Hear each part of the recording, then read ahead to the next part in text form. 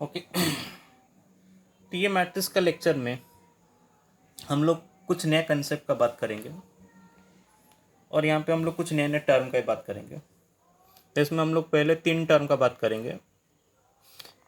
तो इसमें हेडिंग है minor, cofactor and adjoint of a square matrix. अब देखो इसके बाद अभी हम लोग मेनली स्क्वायर मैट्रिक्स में ही काम करेंगे और स्क्वायर मैट्रिक्स का ही हर जगह बात चलेगा।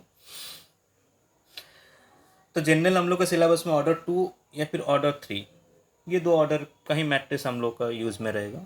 तो पहले हम एक 2x2 का मैट्रिक्स डिफाइन किया जिसका elements A B C D है। तो इससे पहले हम लोग एक सिंबल पढ़े थे, ट्रेस ऑफ ए मैट्रिक्स। तो ट्रेस कहने का मतलब ये था कि sum of elements in the main diagonal. तो ये जो मैट्रिक्स है इसका sum of elements in the main diagonal ये क्या है, ए डी। तो इसका ट्रेस हो गया ए प्लस डी। और उसके बाद और एक सिंबल हम लोग यूज में रखते हैं generally, that is determinant of a matrix.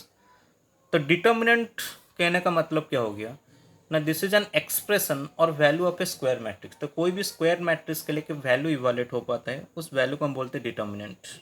और डिटर्मिनेंट कैसे इवैल्यूएट होता है हमको मालूम है। तो A into D minus B into C.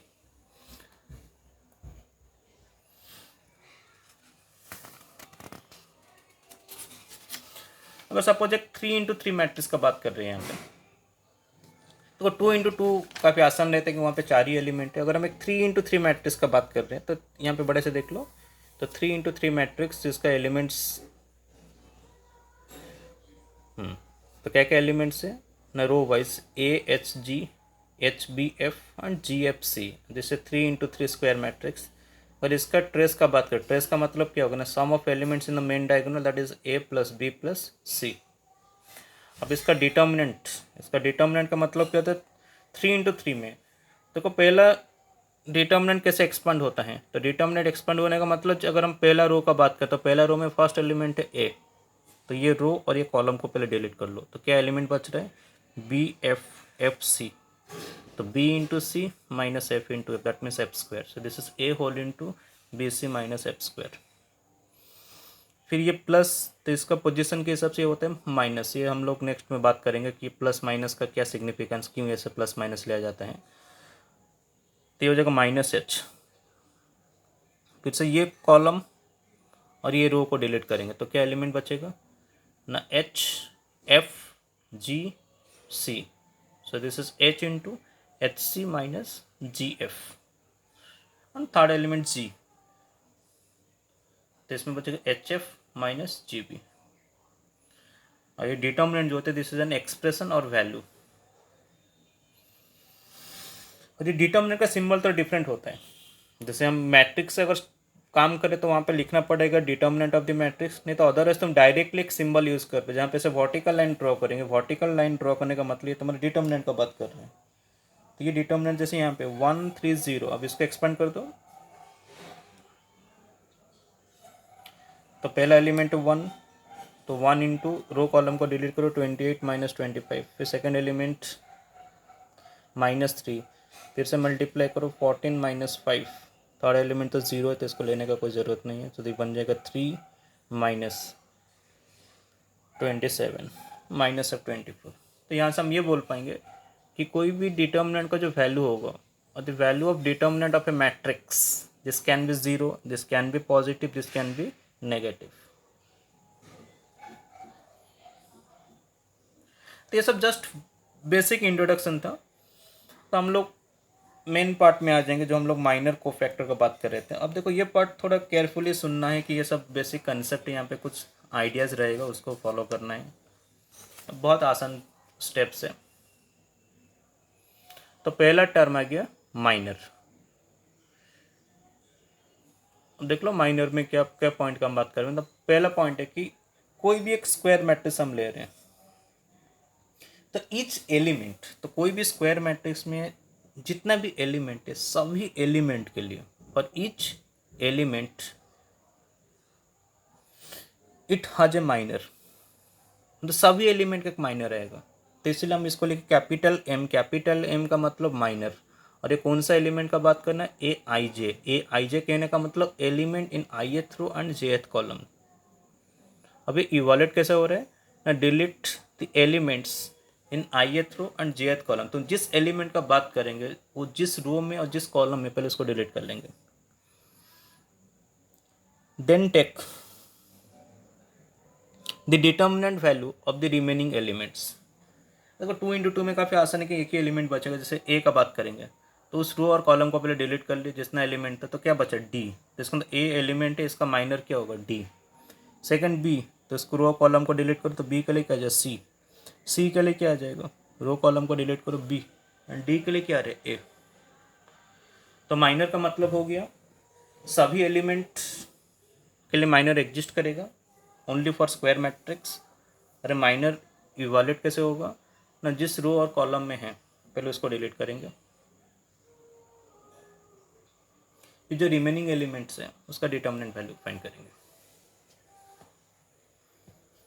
Clear.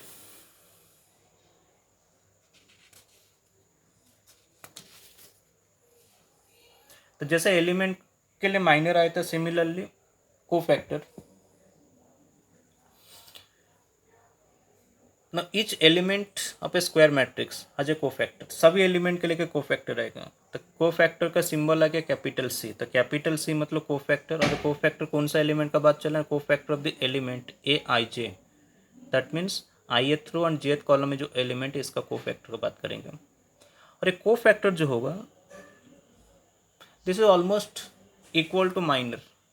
जो माइनर था वही ऑलमोस्ट कोफैक्टर, बस एक खाली प्लस माइनस देखो बड़े से, इसका लिखने का तरीका देखो। तो इसको डिफाइन कैसे किया जाए ना, -1 to the power i plus J. I plus J का मतलब पोजीशन का बात चल रहा है। So this is -1 to the power i plus J into minor of that element. ये m का मतलब हो गया माइनर ऑफ ए आई जे। अब इसमें देख लो ये i प्लस जे अगर इवन हो रहे हैं, अगर i प्लस जे का वैल्यू इवन होगा तो -1 to the power even number आ जाएगा 1। अगर i प्लस जे का वैल्यू ऑड हो जाएगा तो इसका वैल्यू आ जाएगा -1। तो यहाँ से हम डायरेक्टली बोल पाएंगे कि जो पोजीशन में i प्लस जे का वैल्यू क्या इवन है, जो पोजीशन में i प्लस जे का वैल्यू इवन है तो वहाँ पे माइनर कोफैक्टर सेम होगा। जो पोजीशन में i प्लस जे का वैल्यू ऑड है तो वहाँ पे माइनर कोफैक्टर सिर्फ एक माइनस साइन से डिफर करेगा। तो फिर से हम लोग प्रोसीड करेंगे। जैसे यहाँ पे एक न्यूमेरिकल फॉर्म एग्जाम्पल है 1 2 7 4, ये सब एलिमेंट्स हैं। तो एलिमेंट्स लिख लिया। तो 1 का माइनर 4, 2 का माइनर क्या होगा 7, 7 का माइनर 2, 4 का माइनर 1। अब देखो कोफैक्टर कैसे लिख रहे हैं। यहाँ पे हेडिंग है ई मतलब एलिमेंट, एम मतलब माइनर, सी मतलब कोफैक्टर। देखो ये जो 1 एलिमेंट है ये कौन सा पोजीशन में है, 1 1 पोजीशन है। तो 1 1 मतलब i का वैल्यू 1, j का वैल्यू 1। तो i प्लस जे हो गया 2, तो -1 टू द पावर 2 ये हो गया 1। तो इसका मतलब माइनर कोफैक्टर उस एलिमेंट का क्या होगा सेम। तो यहाँ पे 4, तो यहाँ पे भी क्या होगा 4। जैसे 2 का बात करेंगे, 2 का पोजीशन क्या ना 1 2, फर्स्ट रो सेकंड कॉलम। तो इसमें i प्लस जे 1 + 2 3, तो ऑड आ गया। तो ऑड मतलब एक माइनस से मल्टीप्लाई होगा। तो इसका मतलब यहाँ पे जितना माइनर आया था उसमें एक माइनस मल्टीप्लाई कर दो। अगर यहाँ पे माइनर आता है 7 तो ये हो गया -7। अगर यहाँ पे माइनर आता -5 मान लेते हैं तो यहाँ पे माइनस माइनस प्लस हो जाता। समझ रहे बात को। 7 इसका पोजीशन 2 1, तो इसका भी पोजीशन का ऑड हो गया। तो यहाँ पे हम लिख लिए, पहला बार के लिए लिख दे कि even position odd position. Even मतलब सम जो होगा सम इवन है, ऑड मतलब सम ऑड है। 2 1 सम ऑड है, तो यहाँ पे 2 है तो यहाँ पे क्या होगा -2। 4 कौन सा पोजीशन में है 2 2, तो 2 2 मतलब 2 + 2 4, इवन पोजीशन। तो माइनर कोफैक्टर क्या होगा सेम। तो ये क्लियर हो रहे।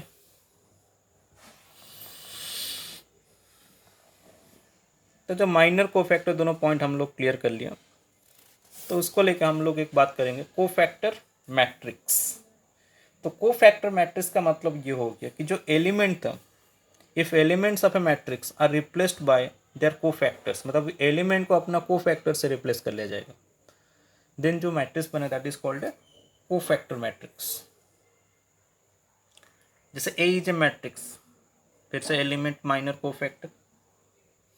अब एलिमेंट को हम किससे रिप्लेस करेंगे, फिर से देख लो, खुद से फाइंड करते हो। छोटा सा एग्जांपल यहाँ पे लिखो 2 × 2, 3 × 3 लेंगे थोड़ा लंबा होगा कि 9 एलिमेंट्स होगा तो बहुत सारा लिखना पड़ेगा। तो इसलिए पहले हम छोटा एग्जांपल में लिखने का तरीका क्लियर कर लेंगे, उसके बाद लास्ट में 3 × 3 में मैट्रिक्स रखेंगे और उसके बाद बात करेंगे। और ये काफ़ी रिलेटेड कंसेप्ट है, मतलब स्टेप बाय स्टेप हमको बात करना पड़ेगा। तो 1 को हम रिप्लेस करें इसका कोफैक्टर से, ये एलिमेंट को हम रिप्लेस कर लिया कोफैक्टर से 4, ये 2 को रिप्लेस करें इसका कोफैक्टर -7, 7 को रिप्लेस इसका कोफैक्टर -2, 4 को रिप्लेस इसका कोफैक्टर 1। तो ये जो मैट्रिक्स बन रहा है this is called the cofactor matrix. किसका cofactor matrix? Of the given matrix A. तो ये मैट्रिक्स के लिए ये इसका कोफैक्टर मैट्रिक्स है। अभी बड़ा बड़ा एग्जाम्पल हम नहीं उठा रहे हैं, लंबा बड़ा मतलब है 3 × 3, जहाँ पे हम लोग 9 एलिमेंट्स का बात करेंगे। ये क्लियर हो गया?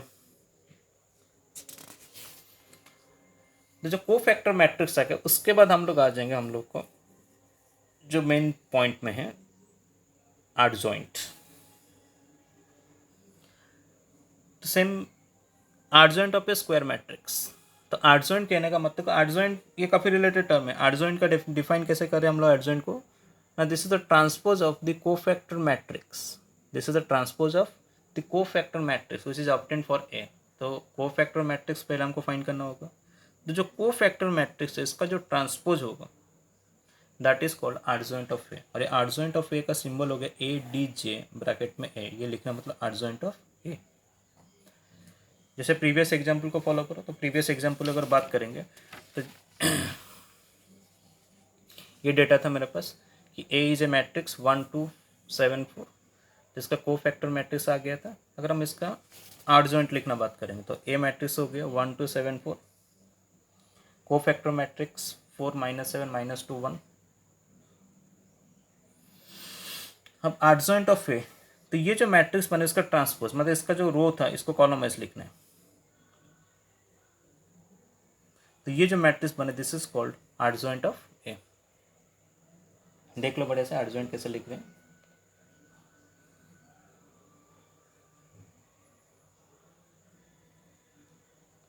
क्लियर? अब ये एडजॉइंट का एक बेसिक प्रॉपर्टी है।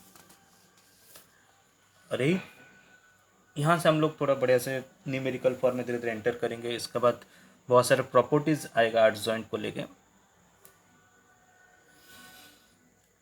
अब देखो यहाँ पे ये एक स्टेटमेंट बोले कि कोई भी मैट्रिक्स ए है, कोई भी एक मैट्रिक्स ए है, अगर ए मैट्रिक्स को एडजॉइंट ऑफ ए से मल्टीप्लाई करेंगे या फिर एडजॉइंट ऑफ ए को ए से मल्टीप्लाई करेंगे। कि हम स्टार्टिंग से ये पढ़ के आ रहे हैं कि मैट्रिक्स मल्टीप्लिकेशन कम्यूटेटिव नहीं है, लेकिन कुछ जगह पे कम्यूटेटिव होता है। जैसे पहले हम आइडेंटिटी मैट्रिक्स में दिखाए थे कम्यूटेटिव हो रहा था, ये बोले यहाँ पे भी कम्यूटेटिव होता है। तो ये कुछ स्पेशल केसेस फॉर में जा रहे हैं। ये बोले कि ए इंटू एडजॉइंट ऑफ, मतलब कोई भी मैट्रिक्स को उसका एडजॉइंट से मल्टीप्लाई करो या फिर एडजॉइंट ऑफ ए को ए से मल्टीप्लाई करो, और इसका जो प्रोडक्ट में जो मैट्रिक्स आएगा ये हम डायरेक्टली लिख पाएंगे, and that is equal to determinant of A. मतलब ए का पहले डिटर्मिनेंट फाइंड करेंगे और इसको किससे मल्टीप्लाई करेंगे? आइडेंटिटी मैट्रिक्स से मल्टीप्लाई करेंगे। ये जो आइडेंटिटी मैट्रिक्स होगा this is of same order that of A, मतलब ए जो ऑर्डर का मैट्रिक्स है आइडेंटिटी मैट्रिक्स उस ऑर्डर का ही बनेगा। जैसे यहाँ पे देखो सेम एग्जांपल हम फॉलो कर रहे हैं। जैसे ए इज ए मैट्रिक्स 1 2 7 4, तो इसका एडजॉइंट क्या था 4 -2 -7 1। हाँ यहाँ पे जब बात करते हैं पहले हम डिटर्मिनेंट पाएंगे। डिटर्मिनेंट क्या हो जाएगा 1 × 4 -7 × 2, तो डिटर्मिनेंट का पहले हो गया -10। तो इसका कहने का मतलब ये जो था इसका जो रिजल्ट आएगा डिटर्मिनेंट का बोले क्या -10 और आइडेंटिटी मैट्रिक्स, मतलब -10 टाइम्स से आइडेंटिटी मैट्रिक्स इस फॉर्मेट में आना चाहिए। देखो अब हम मल्टीप्लाई करेंगे और यहाँ पे मल्टीप्लिकेशन कैसा चल रहा है ना, ए को एडजॉइंट ऑफ ए से मल्टीप्लाई कर रहे हैं। तो ए को एडजॉइंट ऑफ ए से मल्टीप्लाई करो, फिर से भाई रो कॉलम सबको मालूम है मल्टीप्लिकेशन, देख लो बढ़िया से। तो पहला एलिमेंट -10, फिर 0 0 -10। और स्केलर मल्टीप्लिकेशन में हम लोग पढ़े थे अगर कुछ भी मल्टीप्लाई करेंगे मैट्रिक्स में ये सभी एलिमेंट्स से मल्टीप्लाई होगा, तो इसका सभी एलिमेंट्स में से कॉमन किया जाएगा -10। अगर सभी एलिमेंट्स में से कॉमन आ गया -10 तो ये बन गया तुम्हारा 1 0 0 1, this is a identity matrix. तो इसका मतलब इसका जो प्रोडक्ट होगा ये तुम्हारा -10 time that is determinant of A into identity matrix. हाँ अगर यहाँ पे हम एडजॉइंट ऑफ ए को ए से मल्टीप्लाई करते हैं, अभी तो हम ए को एडजॉइंट ऑफ ए से मल्टीप्लाई किया,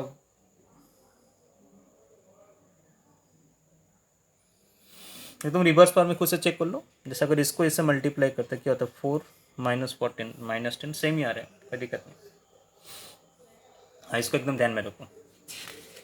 अब इसके बाद यहाँ से हम लोग बात करेंगे, तो जो 3 पॉइंट हम लोग बात किए थे, माइनर, कोफैक्टर, एडजॉइंट, तीनों क्लियर हो गया। अब ये तीनों को क्यों पढ़े थे, इसका क्या सिग्निफिकेंस है, कहाँ पे यूज़ करना है, बस इसको हमको यूज़ करना है इन्वर्स ऑफ ए मैट्रिक्स में। हम कोई भी एक मैट्रिक्स का इन्वर्स कैसे फाइंड करेंगे, तो वहाँ पे हम लोग यूज़ करेंगे। अभी इन्वर्स को बड़े से समझ लो। जैसे हम लोग इन्वर्स बहुत जगह पे यूज़ करके आ रहे हैं, जैसे तुम बोलते हो मल्टीप्लिकेटिव इन्वर्स, तो 3 का मल्टीप्लिकेटिव इन्वर्स क्या होते हैं, 1/3, या फिर 5 का मल्टीप्लिकेटिव इन्वर्स क्या होते हैं, 1/5। मतलब दोनों को जब मल्टीप्लाई करेंगे इसका प्रोडक्ट क्या आ जाना चाहिए, 1। तो सिमिलरली कोई भी एक स्क्वायर मैट्रिक्स है, इसका इन्वर्स कहने का मतलब क्या है ना, ए एक स्क्वायर मैट्रिक्स है, मान लो बी भी एक स्क्वायर मैट्रिक्स है, और दोनों को मल्टीप्लाई किए, दोनों को मल्टीप्लाई किया, इसका प्रोडक्ट क्या आ जाएगा, आइडेंटिटी मैट्रिक्स।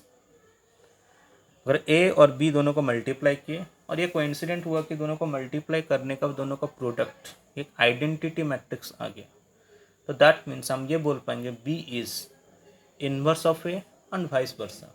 मतलब ए बी का इनवर्स है एंड बी ए का इनवर्स है। तो ये पॉइंट क्लियर हो रहे हैं कि इन्वर्स कहने का मतलब ऐसा होना चाहिए कि दोनों का प्रोडक्ट आइडेंटिटी मैट्रिक्स होगा। तो कोई भी मैट्रिक्स में अगर ये स्टेटमेंट तुम्हारे पास आता है कि A into B is a identity matrix, that means A is inverse of B और B is on the end inverse of A। अब हम इन्वर्स फाइंड कैसे करते हैं, इन्वर्स फाइंड करने का फॉर्मूला तुम्हारे पास एक आ गया कि A इन्वर्स, और इसको लिखें कैसे ना, A के पावर में -1। तो A inverse this is adjoint of A divided by determinant of A। ये कहाँ से आ रहे हैं ना, इसका प्रूफ के लिए हम लोग प्रीवियस एग्जांपल को, प्रीवियस प्रॉपर्टी को फॉलो करें। प्रीवियस प्रॉपर्टी हम लोग क्या लिखे थे, देखो प्रीवियस प्रॉपर्टी हम लोग डिफाइन किए थे, A into adjoint of A या फिर adjoint of A into A, this is determinant of A into identity matrix. तो यहाँ पे जो आइडेंटिटी मैट्रिक्स है बस इसको हमको अलग रखना है। तो इसको अलग करने के लिए हम क्या लिख पाएंगे ना, adjoint of A into A, this is determinant of A, determinant एक वैल्यू है, ये कोई अरेंजमेंट नहीं है, and this is multiplied with identity matrix. अगर ये डिटर्मिनेंट ऑफ A, ये वैल्यू को हम डिवाइड करते रहे उधर लेके, तो A को अलग कर लिए, and adjoint of A divided by determinant of A, इन दोनों का प्रोडक्ट क्या आ गया, आइडेंटिटी मैट्रिक्स। तो इसका मतलब ये जो सेकंड मैट्रिक्स है दिस इज द इनवर्स, और किसका इनवर्स है, A का इनवर्स है। तो दैट मीन्स A का इनवर्स हम लिख पाएंगे adjoint of A divided by determinant of A। तो कोई भी क्वेश्चन में अगर हमको इनवर्स फाइंड करने के लिए बोलेगा, तो डायरेक्टली हम लोग इनवर्स फाइंड करने के लिए हम लोग को स्टार्टिंग से स्टार्ट करना पड़ेगा, एलिमेंट्स, माइनर, कोफैक्टर, उसके लिए एक टेबल बना लेंगे, एलिमेंट, माइनर, कोफैक्टर, फिर कोफैक्टर से हम लोग कोफैक्टर मैट्रिक्स, फिर इसका एडजॉइंट, फिर जाकर हम लोग इन्वर्स फाइंड करें। इसीलिए हम लोगों को इतना सारा स्टेटमेंट का जरूरत पड़ा था। ठीक है, देखो इसके आगे हाँ, यहाँ पे कंडीशन लगा कि क्या कंडीशन पे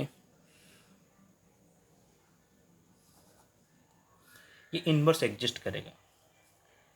ये बोले कि for existence of a inverse determinant of A should not be equal to 0। ये तुमको दिख रहा होगा कि जो हम लोग लिखे थे डेफिनेशन में कि नीचे क्या डिवाइड होता है, डिटर्मिनेंट ऑफ ए, इसका डिटर्मिनेंट ऑफ ए ये 0 नहीं होना चाहिए, और डिटर्मिनेंट पॉजिटिव नेगेटिव 0 कुछ भी हो सकता है, लेकिन ये बोले कि इन्वर्स तभी एग्जिस्ट करेगा जब ए का डिटर्मिनेंट कोई 0 नहीं हो। तो ये पॉइंट को ध्यान में रखना है कि इन्वर्स हम तभी फाइंड कर पाएंगे जब इसका डिटर्मिनेंट का वैल्यू 0 नहीं है। अब यहाँ से हम लोग 2 पॉइंट कर लेंगे कि कोई भी मैट्रिक्स का डिटर्मिनेंट का वैल्यू 0 हो भी सकता है, 0 नहीं भी हो सकता है। अगर ऐसा कंडीशन आ गया कि ए का डिटर्मिनेंट का वैल्यू क्या है, 0, तो उस टाइप का मैट्रिक्स को एक नेमिंग कर ले, that is called singular matrix. तो ये टर्म को ध्यान में रखना है। तो बहुत सारे क्वेश्चन में क्या बोलेगा, ऐसा एक मैट्रिक्स दे देगा और जहाँ पे कुछ अननोन क्वांटिटी रखेगा, अब बोलेगा एक सिंगुलर मैट्रिक्स है तो वहाँ पे अननोन क्वांटिटी का वैल्यू फाइंड करो। इसका मतलब क्या होगा ना, उसका डिटर्मिनेंट वैल्यू को जीरो करेंगे, तो इक्वेशन को सॉल्व करेंगे तो वहाँ से हम लोग अननोन वैल्यू क्वांटिटी का वैल्यू फाइंड कर पाएंगे। अगर ए का डिटर्मिनेंट का वैल्यू जीरो नहीं है, then this is called a non singular matrix. तो नॉन सिंगुलर मैट्रिक्स इसका इन्वर्स एग्जिस्ट करेगा। हाँ, ये एक टर्म भी आता है कि इनवर्टिबल, ये सब टर्म को ध्यान में रखना। इनवर्टिबल वर्ड का मतलब हो गया कि इन्वर्स एग्जिस्ट करेगा।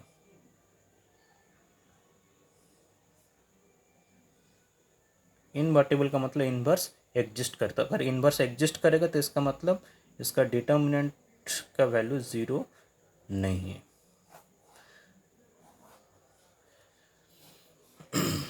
तो ये दोनों टर्म को देना, सिंगुलर एंड नॉन सिंगुलर। अब हम लोग एक दो एग्जाम्पल लेंगे, और ये सेगमेंट में हम लोग ज़्यादा कुछ प्रॉब्लम का बात नहीं करें, हम लोग बस एक दो एग्जाम्पल लेके इन्वर्स कैसे फाइंड हो रहा है उसको देख लेंगे। और उसके बाद हम लोग सबका प्रॉपर्टीज़ को डिफाइन करेंगे, ये इन्वर्स का क्या क्या प्रॉपर्टीज होगा, एडजॉइंट, ये सब को फैक्टर, इसके लिए कुछ प्रॉपर्टीज है, सब प्रॉपर्टीज़ का बात करेंगे। जैसे यहाँ पे एक एग्जांपल दे दिया, suppose A is a matrix 1 3 4 2, ऐसा कुछ न्यूमेरिकल फॉर्म में 2 × 2। अब इसमें बोले कि ए इन्वर्स फाइंड करने के लिए, तो पहले चेक कर लो इसका डिटर्मिनेंट का वैल्यू क्या आ रहा है। तो डिटर्मिनेंट का वैल्यू आ गया 2 - 12 -10, that means A inverse exist करेगा। और जहाँ पे हमको इन्वर्स फाइंड करना होगा, तो इन्वर्स फाइंड करने का मतलब ये हो जाएगा,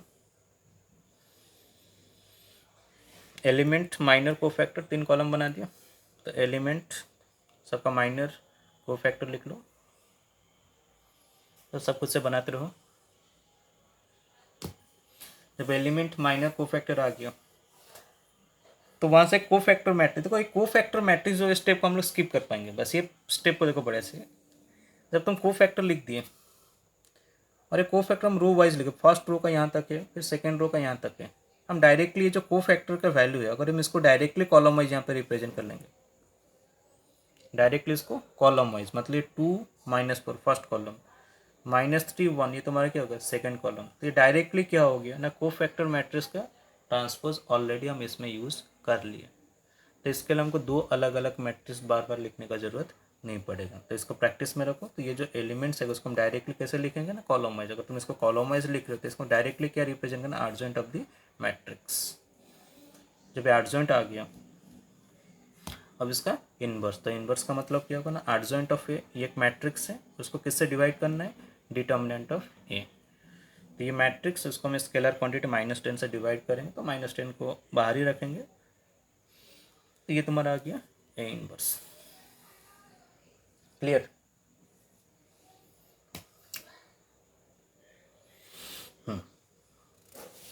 नेक्स्ट हम लोग 3 × 3 मैट्रिक्स है, इसके ऊपर बात कर रहे हैं। इसका भी वही इन्वर्स फाइंड करना है। देख लो क्वेश्चन को।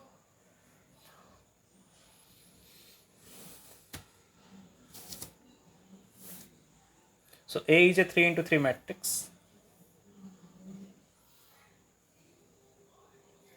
Elements row wise 1 0 0 2 4 7 0 1 3।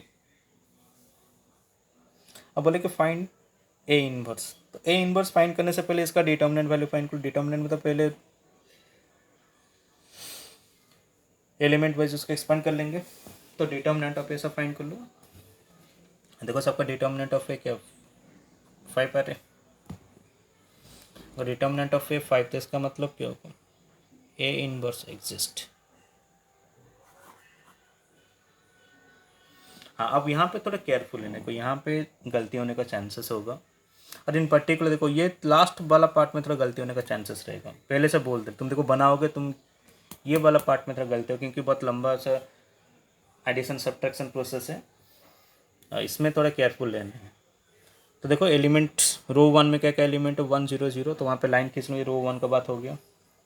Second row में एलिमेंट है 2 4 7, थर्ड रो का एलिमेंट है 0 1 3, तो सब एलिमेंट यहाँ पे कंप्लीट हो गया। अब काम है कि पहले माइनर आएगा, माइनर से कोफैक्टर, कोफैक्टर से एडजॉइंट, एडजॉइंट के बाद हम पहुँचेंगे इनवर्स। बस यहाँ पे थोड़ा देखते कैलकुलेशन स्टार्ट कर ले सब। बस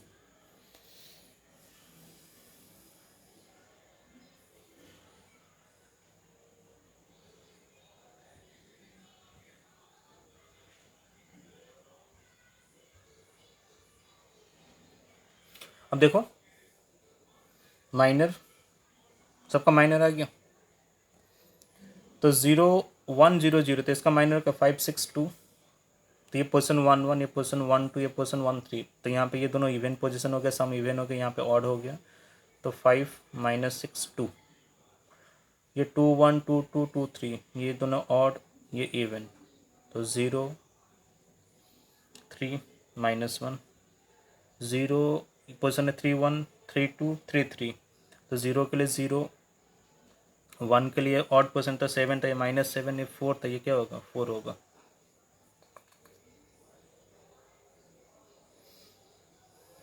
अब इसको लिखना कैसे, देखो हम यहाँ हमसे एक रो वाइज लिए थे, लेकिन इसको अभी लिखें कॉलम वाइज, मतलब ये जो होगा तीनों एलिमेंट को पहला कॉलम में लिखो, तो पहला एलिमेंट कॉलम में क्या आ गया 5 -6 2, सेकेंड कॉलम में 0 3 -1, थर्ड कॉलम में 0 -7 4, तो ये तीनों तुम्हारा डायरेक्टली कॉलम वाइज लिखने थे, तो हमको कोफैक्टर मैट्रिक्स लिखने का ज़रूरत नहीं पड़ा, तो डायरेक्टली मेरा पास आर्जेंट ऑफ ए आ गया। और फाइनली ए इनवर्स, तो ए इनवर्स का मतलब क्या होगा ना, argent of A divided by determinant of A, so this is the inverse. तो फिर से यहाँ पे हम लोग फिर से समराइज कर लेते हैं पूरा प्रोसेस को। तो पहले एक स्क्वायर मैट्रिक्स रहेगा, तो स्क्वायर मैट्रिक्स में पहले हम लोग एक ट्रेस फाइंड कर पाएंगे, इसका डिटर्मिनेंट फाइंड कर पाएंगे,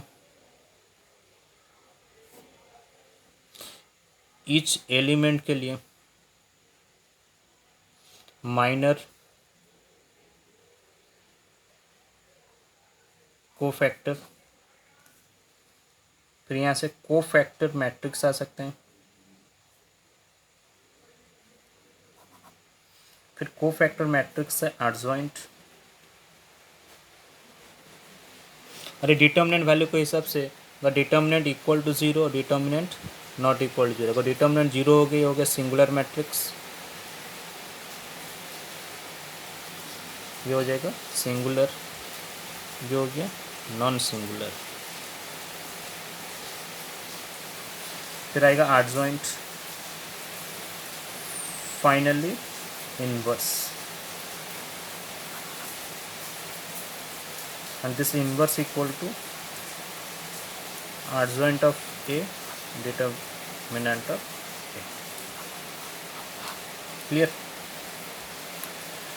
तो ये पूरा समरी है, और पूरा एकदम यहाँ पे हम लोग कुछ क्वेश्चंस का बात नहीं की, एकदम फंडामेंटल कंसेप्ट से। और इससे पहले जो मल्टीप्लिकेशन, तो मल्टीप्लिकेशन मस्ट है, ये हमेशा ध्यान में रखना है, and addition of matrix, scalar multiplication, transpose and equality of two matrix, तो ये सब पॉइंट को बार बार हम लोग रिवाइज करते रहेंगे, ठीक है। Thank you.